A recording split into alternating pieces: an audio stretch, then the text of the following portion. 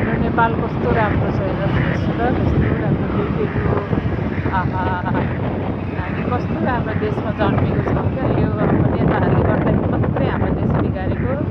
अब बालेन सरकारले चाहिँ केही गर्छ कि हाम्रो देशलाई एकदम सुन्दर हराभरा गराएर हाम्रो देशलाई चाहिँ अझ राम्रो बनाउँछ होला भन्ने आशा लागेको छ मलाई चाहिँ है।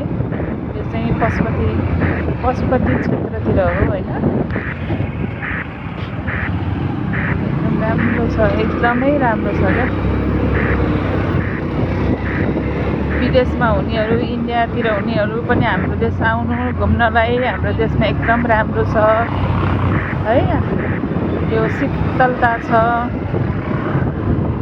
कुनै गर्मी छैन, कुनै केही छैन है। एकदम आनन्द छ। अब इन्डिया तराईतिर कस्तो गर्मी छ यो बेलामा, अहिले हाम्रो देशमा कति आनन्द छ हेर।